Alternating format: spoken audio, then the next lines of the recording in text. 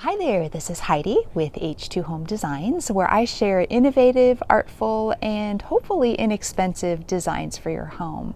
Today I'm coming to you as a part of a challenge. It's a DIY fall challenge. It's put on by Regal Designs by Shushana. Regal Designs by Shushana has been kind enough to host this fall DIY challenge. So I'd first invite you to go to her YouTube channel and subscribe. You'll find a link to her channel in the description below. And then go to the playlist, the DIY Fall Challenge playlist, and watch it. You'll also find a link to that playlist below. And take a few minutes to support those individuals by subscribing to their channels, liking, commenting on the video. So cozy up, grab something warm to drink, and let's get ready to watch this and other inspiring DIY videos. So my fall DIY trash to treasure project really started with some old door panels. And door panels can come from cabinets, they can come from bifold doors, or they can come from old solid core wood doors. And someone gifted these to me thinking, I know that Heidi's really gonna be able to do something fun with them, and they are probably right. I love the color, I love the patina, and I really in particular loved this white one that was kind of chippy. So I thought, what in the world am I gonna do with these? And I realized the other day when I was out taking a walk that all of my neighbors had signs in front of their houses. So I thought, okay, I'm going to put together some kind of fall sign that could maybe be used outdoors. And I came across this fun little treasure in my backyard that gave me just a hint of inspiration. You can see it here. This beautiful nest that's been left abandoned became my inspiration. I came across this little paper mache bird for like 60 cents at the craft store, and that was kind of how it all started. I picked up some twine, and then I also picked up these rosettes that I thought looked just like birds' nests. And then to kind of tie it all together, I purchased this little garland that was half price with a bunch of other stuff, and I thought I could snip this up and use it. And then I wandered through my yard and grabbed a few pieces of wood that I thought could add a nice touch. So I'm going to start out with my panel. And you're going to need to have a stencil and some paint, a little bit of a brush, a sponge, some sandpaper, a hot glue gun, and just a sponge to give your piece a little bit of a wash. So I wiped mine down with this sponge and just a little bit of warm water, but you could use something like a crud cutter. That seems to work well to take off any kind of goo or old dirt and paint that might be there. Next, I went ahead and placed my stencil on my panel, and it took me a little bit of time to figure out exactly where I wanted it.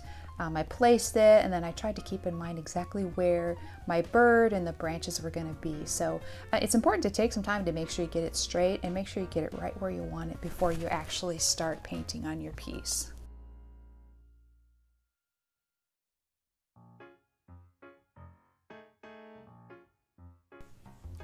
And this is where the fun really starts. I went ahead and grabbed my chalk paint, gave it a little bit of a stir. It was a little bit lumpy.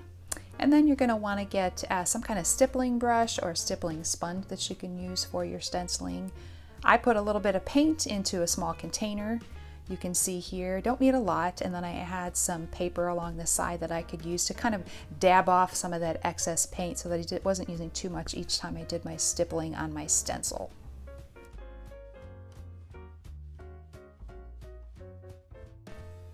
Now this part takes a little bit of time, but it's fun to do. It's usually helpful if you put a little spray adhesive on the back of your stencil and stick it onto your wood panel.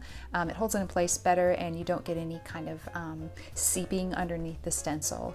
And anytime you're doing your stippling with the paint, make sure you're doing a really good job of dabbing off that excess paint from your sponge onto your paper so that you're not working with too much paint as you're applying it to the panel and your stencil.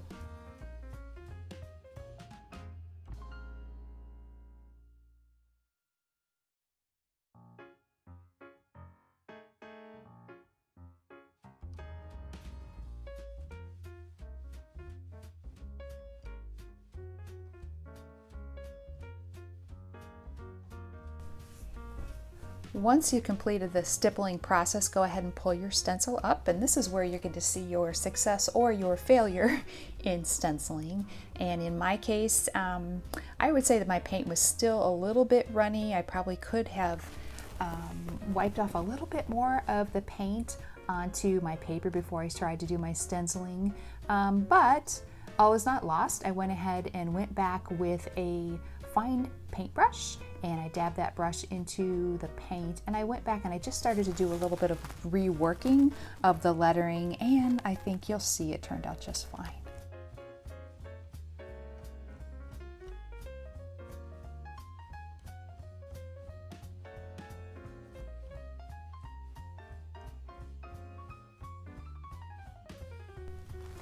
So don't be discouraged if your project turns out a little bit like mine did. Not quite perfect. It's just paint.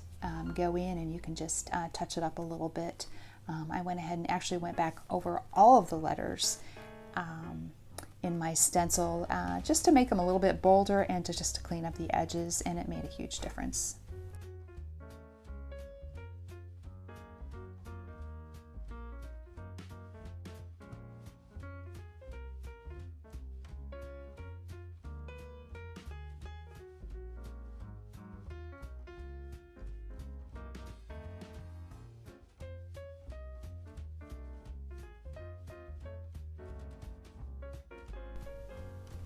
After I completed the process of sort of cleaning up my stencil, I went ahead and let it dry. And then I took some 220 grit sandpaper, you can see here, and I just hand held it. You can put it on a block. You could even use an Orbital sander if you like to, but I felt like that was kind of overkill for this project.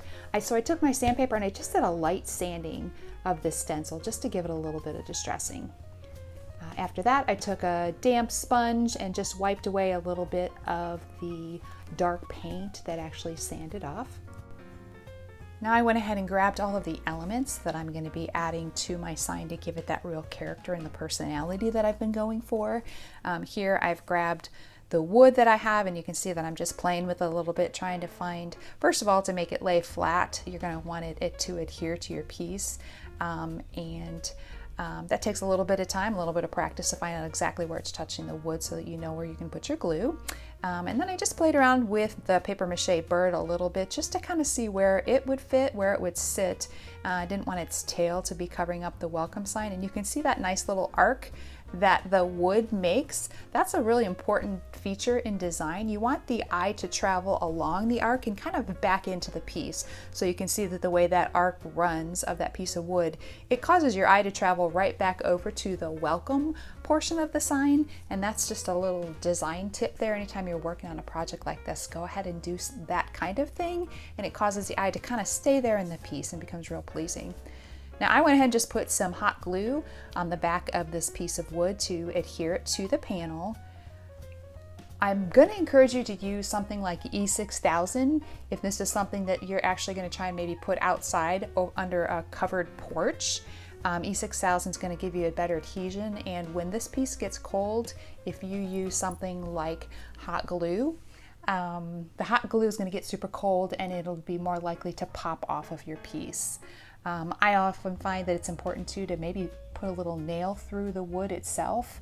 If it's something that's going to be outside or it possibly could get bumped by a child or a pet, that is helpful in keeping it in place. But just remember that you're going to have to use a pretty short nail because you're only working through this thin little panel here.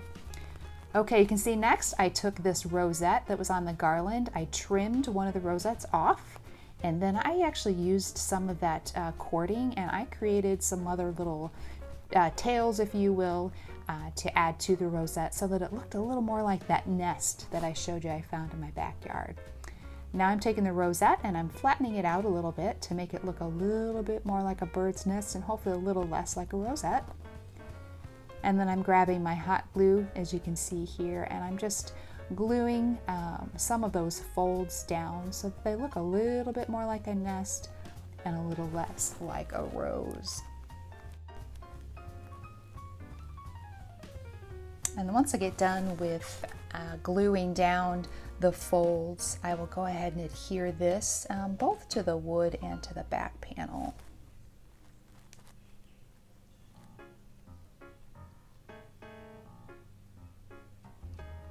Add a little bit more here just to make sure the whole thing lays flat.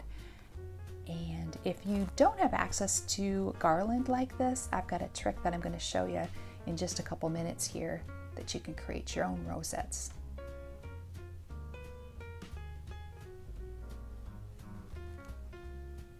Alrighty, now find the space that you think you're going to want to put it, and I just kind of played around again with the bird to make sure that I could find a pleasing spot for it. Before you adhere that, then you're going to want to go ahead and pull up the twigs that you have, and these pieces help to give it a nice fall look, those empty branches without leaves. I grabbed a couple different ones, and you can see they're a little bit lanky, but as we move on in the project, we'll be able to go back and trim those down a little bit.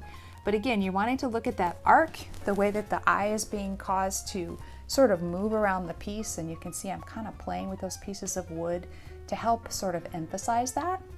You can see the piece, the branch that comes up over the right corner of the piece is sort of curving your eye again back around to that welcome, but just from the other direction. So just another little designer tip there.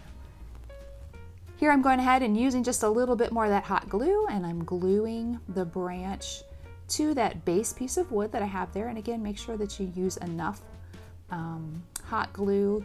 And again, E6000 would be great for this. It takes a little bit longer to dry, and that's why it wasn't terribly practical for the video that I was doing here, but it'll give you a better adhesion and your sign will last longer over time.